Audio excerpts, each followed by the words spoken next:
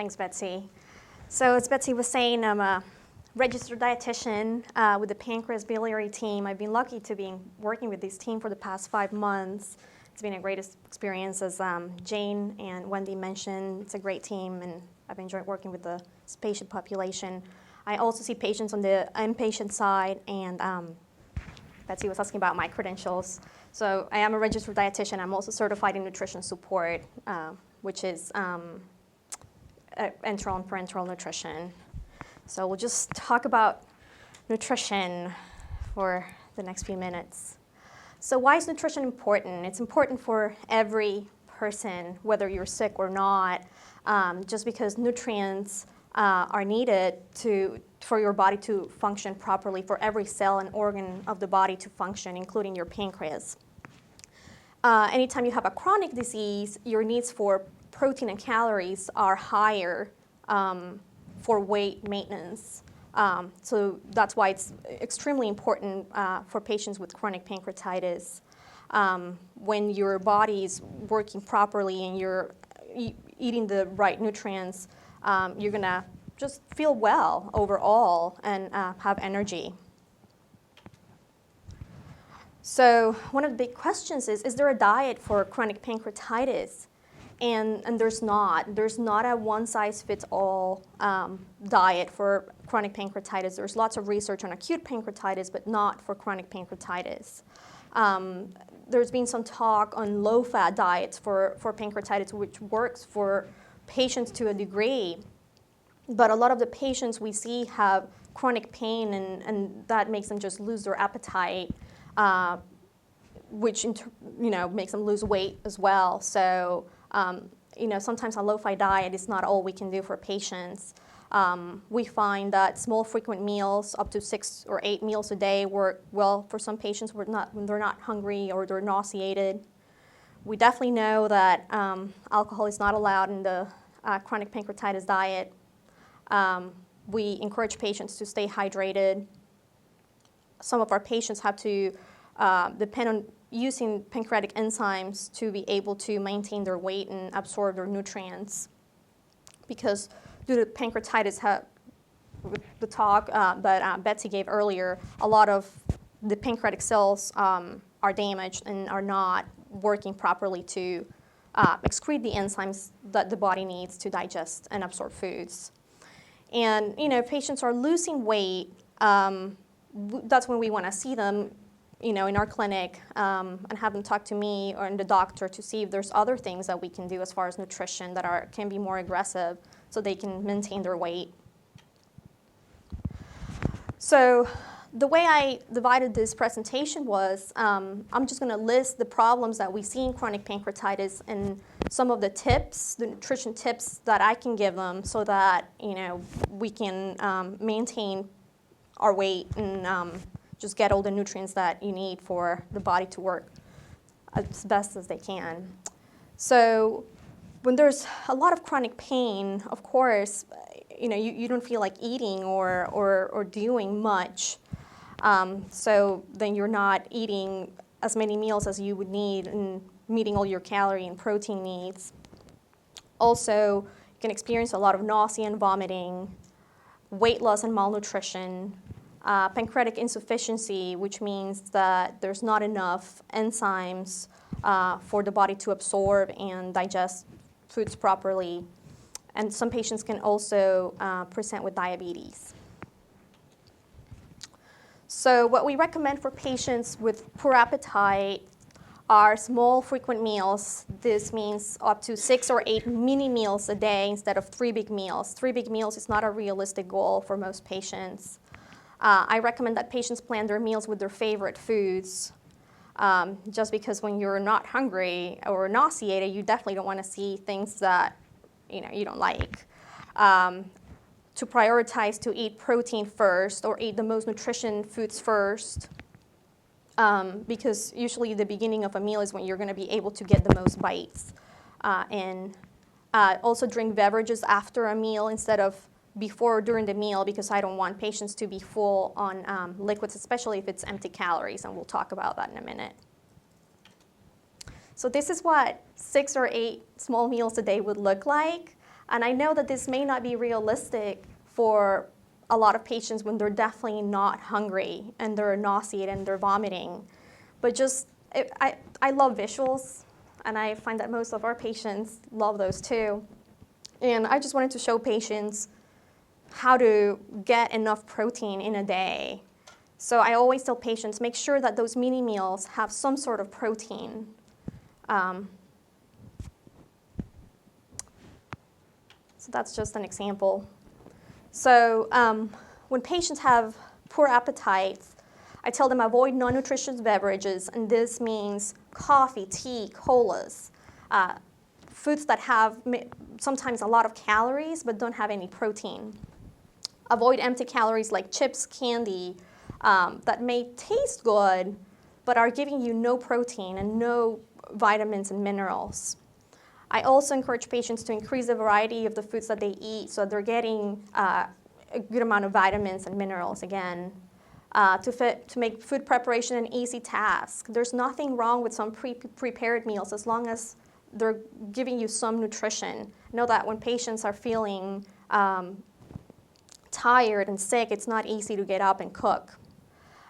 It's also nice to eat with others, to have that social support, to get up and go to the table and sit down and actually sit down for a meal, just because that will encourage you to eat. Also talk to doctor about taking an appetite stimulant. There's medication that can help you with this. And doing some sort of physical activities. I'm not expecting patients to go running, but just getting up and doing something because that can sometimes trigger appetite. And then for nausea, what we recommend is, again, small frequent meals. If you are eating a big meal and you're going to feel very full, that's going to trigger more nausea. Also eat dry foods, and I give some examples there. And some of these dry foods can be chewed and somewhat digested a little bit in your mouth. There's some enzymes in your mouth that digest carbohydrates. So those foods tend to go down easy. Avoid foods with strong taste or odor. And this can also play a role when patients are cooking their own meals. Sometimes they spend a lot of time cooking a meal, and just those smells can turn them off from eating. Avoid greasy, fried, or spicy foods because they take longer to digest, and they can give you that sense of fullness that is not good for nausea. If you're actively vomiting, it's very important that you replace fluids.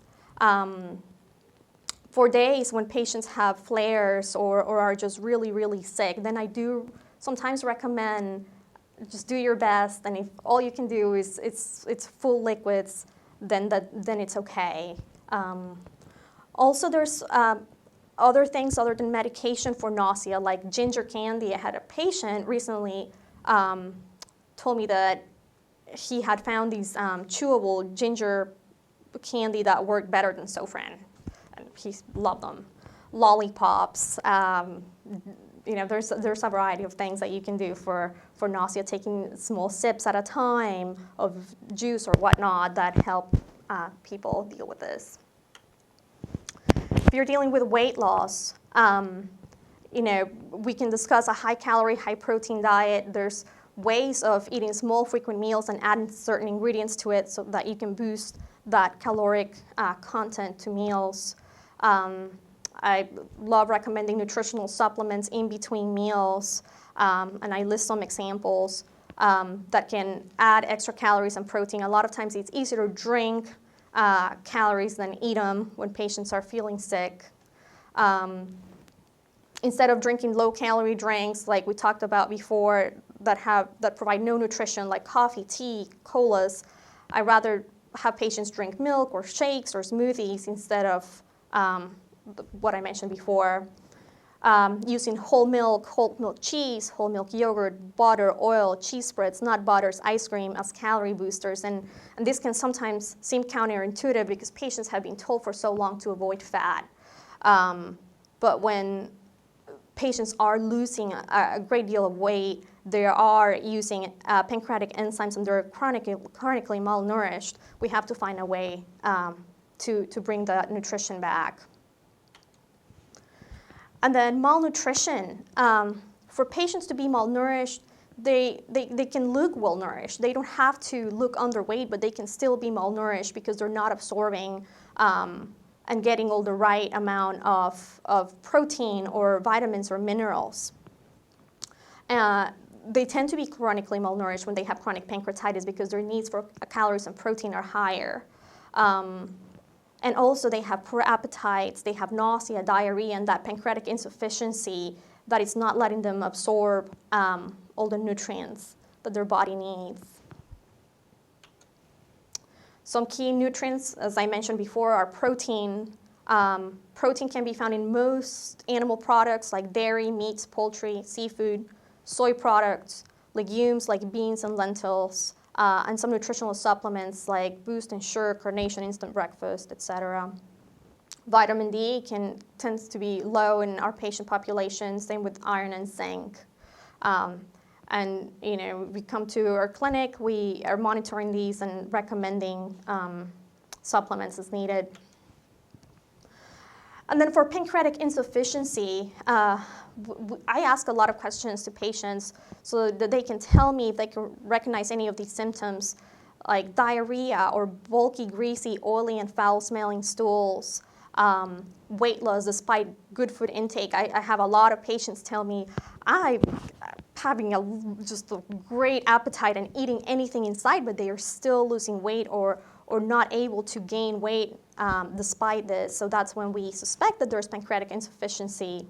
And the management for this is pancreatic enzymes, making sure that they're taking the right amount of enzymes and that they're being compliant with this, that they're taking it at the right time, and that they're taking the appropriate dose. And then diabetes. Chronic pancreatitis can eventually lead to diabetes. If you've had some sort of surgery to manage chronic pancreatitis, this can also lead to diabetes. So patients that are dealing with this problem are usually managed with an endocrinologist, and I'm on the side just making sure that they're taking the right amount of carbohydrates. We monitor their use of insulin, making sure that they're being compliant and that they're using the right amount.